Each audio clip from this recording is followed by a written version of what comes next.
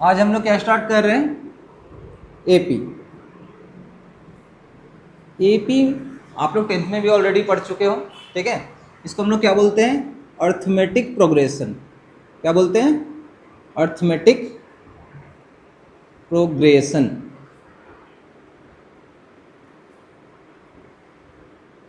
Arithmetic word से तो आप लोग समझ ही रहे होंगे प्रोग्रेशन क्या होता है। क्या बोल रहे हैं हम, प्रोग्रेशन से आप क्या समझते हो, ठीक है। तो सबसे पहले लिखते हैं the sequence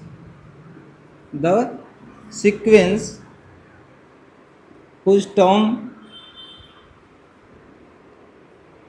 follow a certain sequence, इसको हम लोग क्या बोल सकते हैं, प्रोग्रेशन।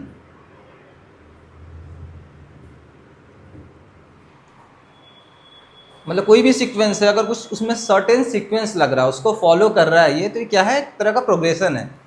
और अगर if the consecutive numbers have same common difference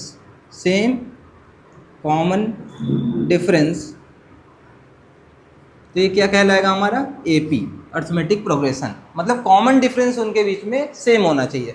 जैसे एग्जांपल लेते हैं 1, 5, 9, 13 ...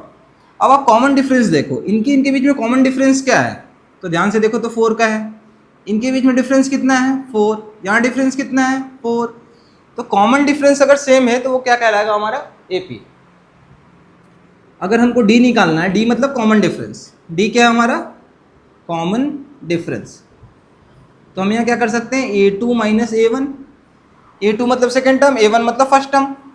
या आप क्या कर सकते हो, A3 माइनस A2 या A4 माइनस A3। आप कैसे भी निकाल सकते हो कॉमन डिफरेंस, क्योंकि डिफरेंस तो सेम ही है। यहाँ तक क्लियर है। थर्ड चीज आपको ध्यान रखना है, ये फर्स्ट पॉइंट आपको ध्यान रखना है, ये सेकंड पॉइंट हो गया। थर्ड पॉइंट आपको क्या ध्यान देना है कि जो एपी होता है उसको हम डिनोट कैसे करते हैं, कि AP is normally denoted by, इसको कैसे डिनोट करते हैं हम लोग, तो ए प्लस डी, ए प्लस 2D, ए प्लस 3D ...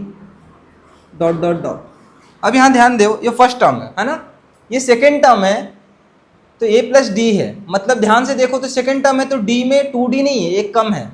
ये थर्ड टर्म है तो d कितना है, 2D है। तो अगर वैसे ही हम ध्यान से देखें तो लास्ट टर्म हमारा an बनता है, तो ये लास्ट टर्म अगर हम लिखेंगे तो इसको क्या लिख सकते हैं, a plus n minus 1D। जैसे फोर्थ टर्म था तो 3D हुआ, थर्ड टर्म था 2D हुआ, तो वही से अगर ये an टर्म है तो कितना हो गया, a plus n minus 1D। इसी से हमारा फॉर्मूला निकला है an equal to a plus n minus 1D, क्योंकि लास्ट टर्म है an, तो ये कितना हो जाएगा, a plus n minus 1D। Clear है यहाँ तक। अब कुछ क्वेश्चन कर लेते हैं हम लोग।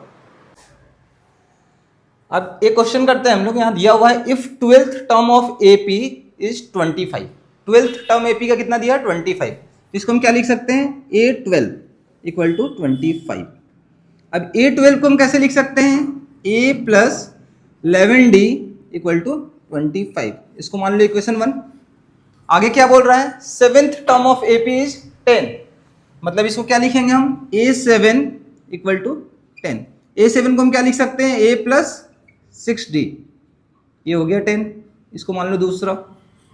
अब फ्रॉम इक्वेशन 1 एंड 2 हम लोग या तो एलिमिनेशन लगा सकते हैं, सब्स्टिट्यूशन, कोई भी मेथड लगा सकते हैं। यहाँ से A और D की वैल्यू हम निकाल लेंगे। तो क्या करेंगे हम, फ्रॉम 1 एंड 2 ध्यान से देखा जाए, A plus 11D equal to 25 है और A plus 6D equal to 10 है। माइनस करते हैं तो साइन नीचे का चेंज हो जाएगा, A से A कैंसिल हो गया, 11 में से 6 गया 5D, और 25 माइनस 10 15, 5 से 15 कट हुआ, क्या आ गया हमारा 3। तो D की वैल्यू हमारी क्या आ गई, 3।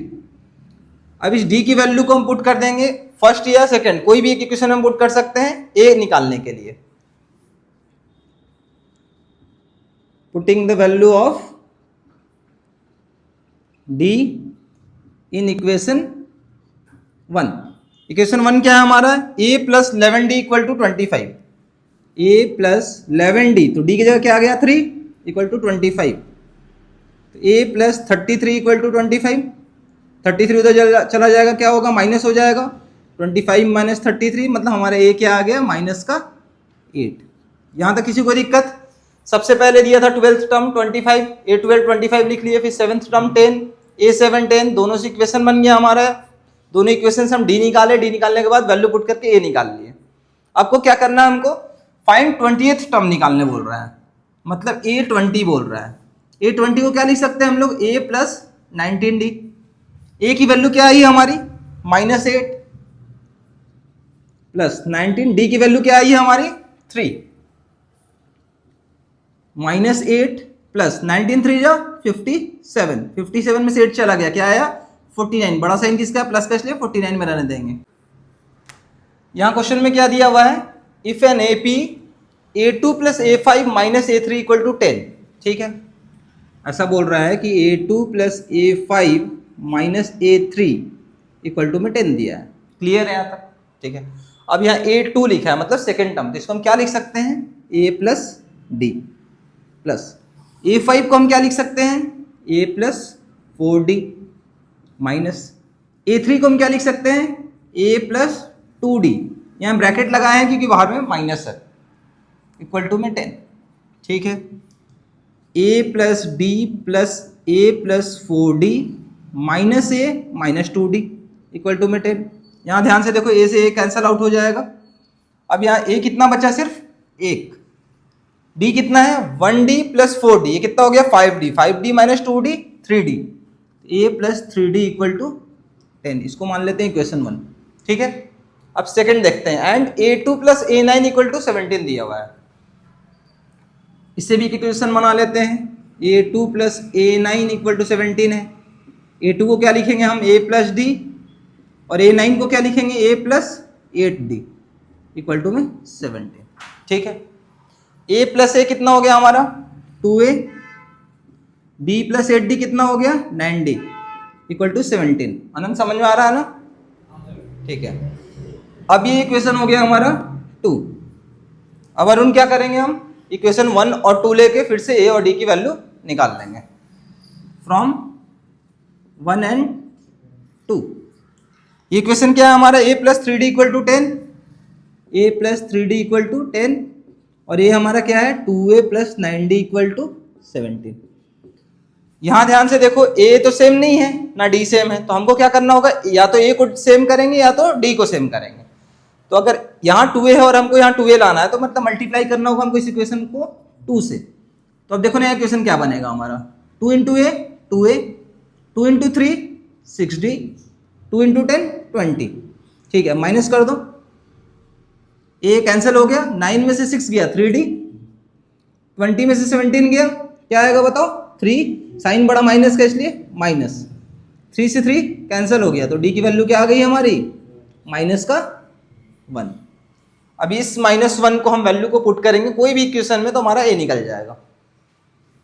पहले इक्वेशन ले लेते हैं, फर्स्ट इक्वेशन क्या था हमारा, A plus 3D equal to में 10, तो A प्लस 3D की जगह क्या आया माइनस का 1, तो A प्लस माइनस क्या हो गया -3 इक्वल टू में 10, अब माइनस का 3 को इधर भेज देंगे तो क्या हो जाएगा प्लस, तो ये हो जाएगा उधर जाकर प्लस, तो ये इक्वल टू क्या निकल गया हमारा 30, ठीक है। ये जेईई मेंस में आया हुआ क्वेश्चन है, देखो इसको कैसे करते हैं। यहाँ दिया है for x belongs to R 3 to the power 1 plus x plus 3 to the power 1 minus x comma A upon 2 comma 9 का पावर x प्लस 9 का power minus x forms an AP, मतलब ये AP एक फॉर्म कर रहा है और हमको क्या बोल रहा है निकालने, then A must be a interval, मतलब क्वेश्चन का डिमांड है कि जो A है वो किस इंटरवल में आएगा, ठीक है। तो सबसे पहले आप एक कॉन्सेप्ट समझो, फॉर AP अगर मान लेते हैं ये 3 टर्म है, तो ABC आर इन AP, अगर ये 3 टर्म मान लो AP में होगा तो हम क्या समझ सकते हैं कि B minus A equal to C minus B होगा, common difference, second term minus first term वो किसके इक्वल होगा, third term minus second term के, क्योंकि कॉमन डिफरेंस सेम होता है AP में। तो अगर ध्यान से यहाँ देखा जाए तो कि B को इधर भेज देते हैं, तो B plus B equal to क्या हो जाएगा a प्लस सी, तो क्या हो गया हमारा 2b equal to a plus सी।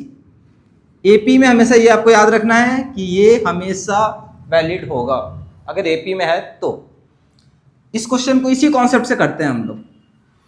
यहां पर देखो ये फर्स्ट टर्म में मतलब A है, ये B है और ये C है, तो डायरेक्टली हम क्या लिख सकते हैं 2b equal to a plus c, means 2b की जगह क्या है हमारा second term a upon 2, first term क्या है हमारा 3 to the power 1 plus x plus 3 to the power 1 minus x, ठीक है, प्लस सी की जगह हमारा क्या है 9 to the power x plus 9 to the power minus x. यहां तक किसी को कोई दिक्कत नहीं हुआ होगा। 2b तो b की जगह ये वैल्यू थी, पुट कर दिए, a मतलब फर्स्ट टर्म क्लियर है, और सी की जगह क्या है ये वैल्यू रख दी। यहां तक क्लियर है। अब देखो यार 2 से 2 कैंसिल हो गया, तो यहाँ क्या है हमारा सिर्फ a। अब देखो इसको क्या लिख सकते हैं, एक्सपोनेंट में क्या होता है a to the power 1 plus x है, तो इसको ऐसे भी लिख सकते हैं ना a का power 1 into a to the power x, क्योंकि पावर प्लस हो जाता है। तो यहाँ हम इसको क्या लिख सकते हैं 3 का पावर 1 इंटू 3 का पावर x प्लस, सेम इसको क्या लिख सकते हैं 3 का पावर 1 इंटू 3 का power minus x plus 9 to the power x plus 9 to the power minus x. यहाँ तक किसी को कोई दिक्कत नहीं है, चलो ठीक है। a इक्वल टू, ध्यान से देखो यहाँ भी 3 है यहाँ भी 3 है, कॉमन ले लेते हैं, तो यहाँ क्या बचेगा 3 का पावर x प्लस यहाँ क्या बचा 3 का पावर माइनस एक्स, तो इसको हम क्या लिख सकते हैं 1 अपॉन 3 का पावर x, रेसिप्रोकल हो जाता है माइनस है इसलिए। सेम चीज यहाँ हम क्या कर सकते हैं 9 का पावर x प्लस 1 अपॉन 9 का पावर x, ठीक है।